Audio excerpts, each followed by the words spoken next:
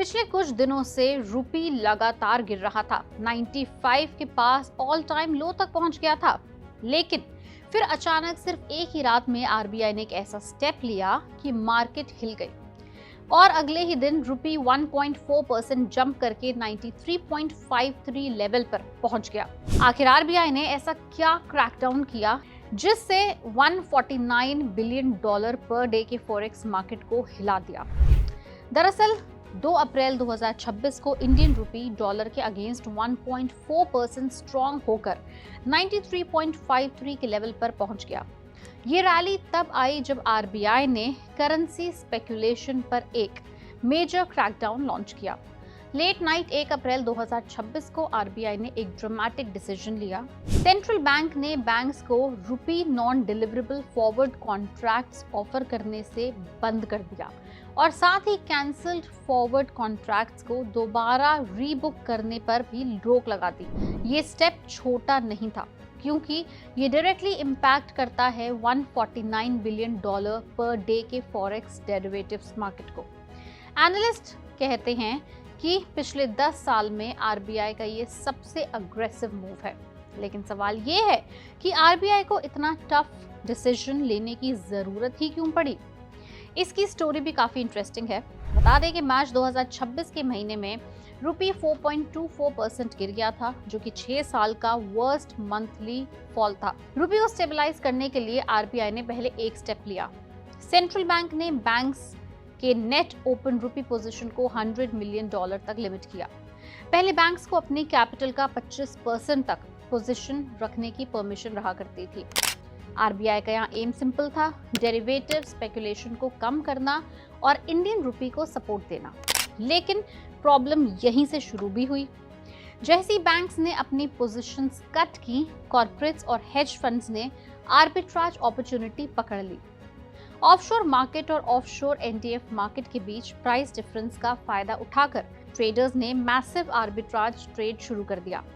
Result वही जो होना था। रुपी जो पहले 93 के ऊपर रिकवर कर रहा था, वो फिर से गिरकर 95 के ऑल टाइम लो के करीब पहुंच गया। मतलब आरबीआई का पहला क्रैकडाउन उनके ऊपर ही उल्टा पड़ गया। एस्टिमेट्स कहते हैं कि मार्केट में 40 बिलियन डॉलर का open dollar to rupee position पड़ा था।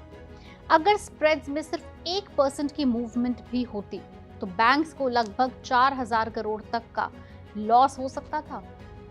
लेकिन बैंक्स ने अपने लॉसेस कम करने के लिए ये पोजीशंस कॉर्पोरेट और हेज फंड्स को ट्रांसफर करना शुरू कर दिया और इसी लूप होल को बंद करने के लिए आरबीआई बीच में आया और आरबीआई को second and much tougher crackdown लाना पड़ा।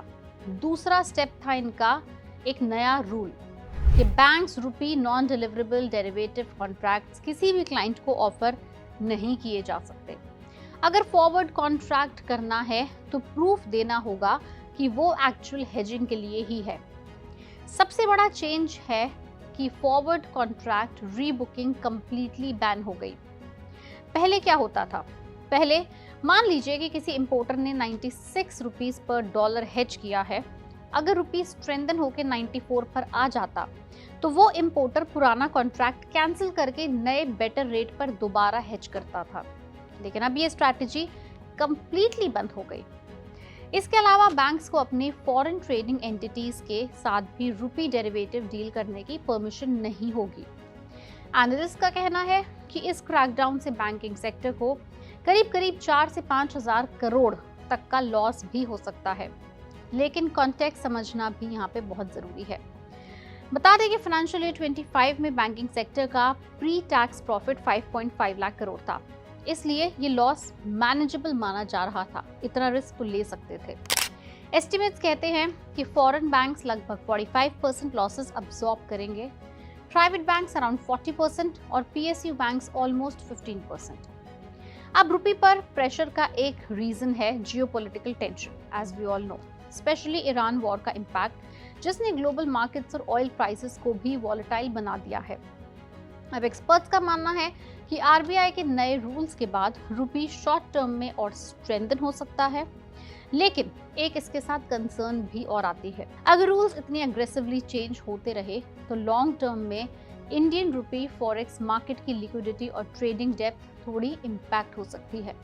अब सबसे बड़ा सवाल ये है कि क्या आरबीआई का ये अग्रेसिव क्रैकडाउन रुपी को स्टेबल कर पाएगा या फॉरेक्स मार्केट में वॉलेटिलिटी अभी और बढ़ने वाली है। जैसे कि हम देख सकते हैं कि आरबीआई अपनी तरफ से वो हर कोशिश कर रहा है जो रुपी को फॉरेन मार्केट में और डोमेस्टिक मार्केट में स्ट्रेंथन करने में मदद करे, लेकिन जियोपॉलिटिकल टेंशंस के चलते रुपी सिर्फ आरबीआई के कंट्रोल में नहीं है, वो और भी बहुत सारे जियोपॉलिटिकल फैक्टर्स पर भी डिपेंड करता है। आपका इसके ऊपर क्या कहना है, क्या मानना है, आप हमें नीचे कमेंट सेक्शन में लिख के जरूर बताएं।